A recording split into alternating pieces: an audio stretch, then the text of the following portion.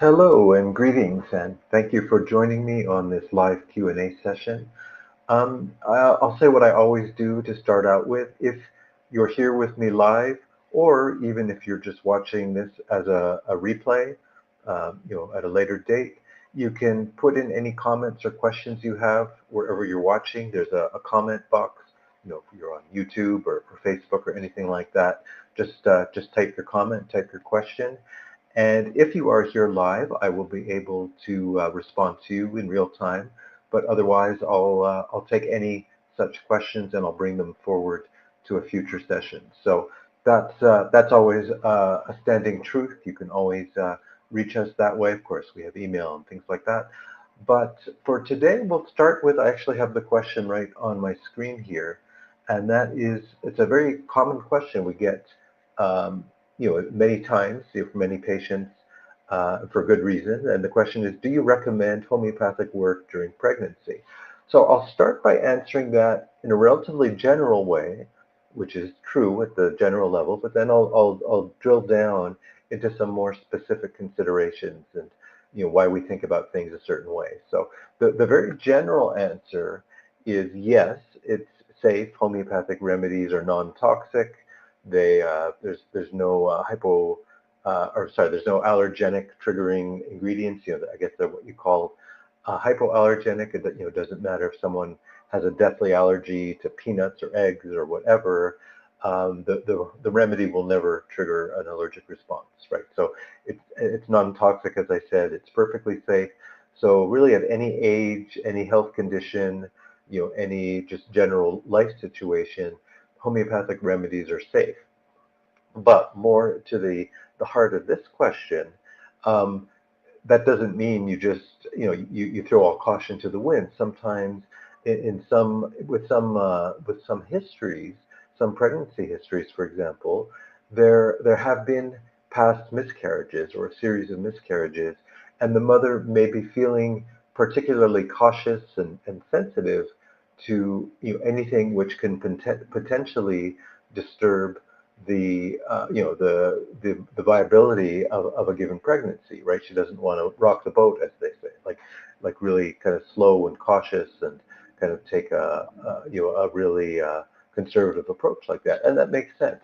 That absolutely makes sense, and it's not for the reason where I started. It's not because homeopathic remedies are toxic or anything like that. However, the whole process of homeopathic treatment, depending on what depth we're going to, can trigger various kinds of healing reactions. Now, again, in general, healing reactions are a very positive and healthy thing. It's what the body is always trying to do, bring us to a greater state of health and balance things out, and our immune system pushes out germs, and our general metabolic system pushes out toxins and things that don't belong.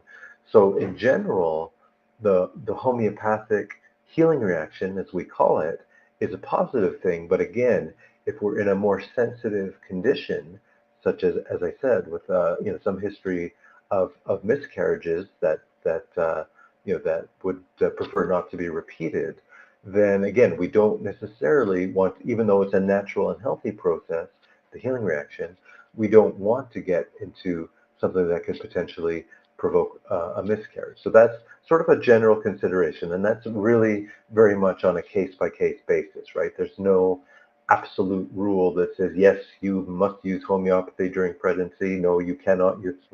No, I mean, there are general principles and a general understanding of how things are working.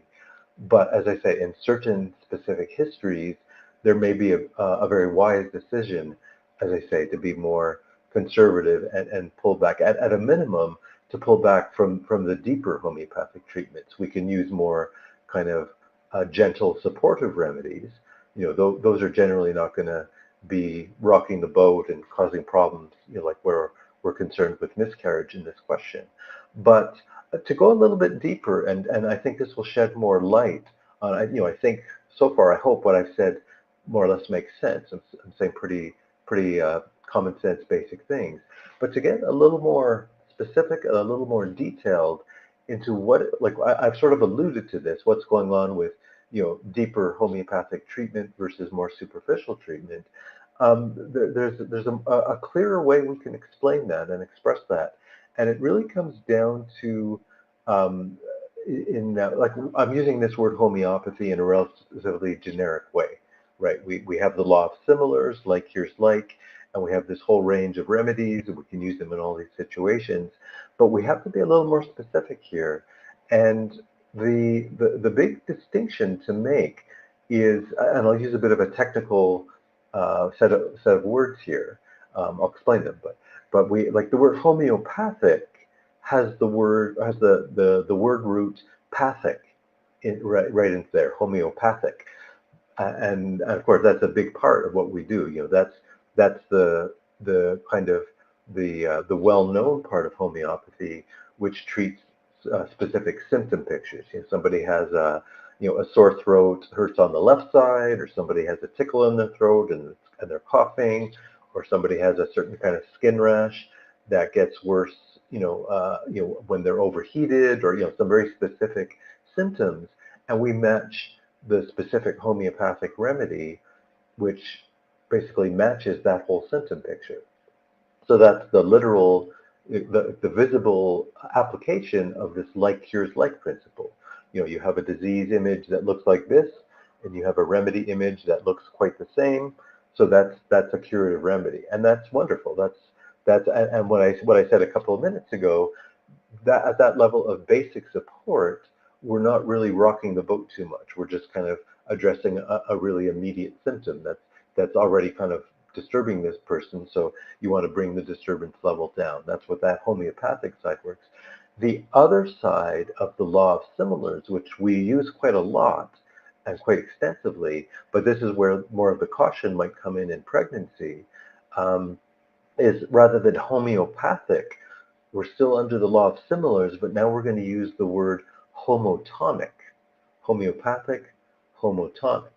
So the big difference there is in the words pathic and tonic, where pathic is what I just explained a second ago.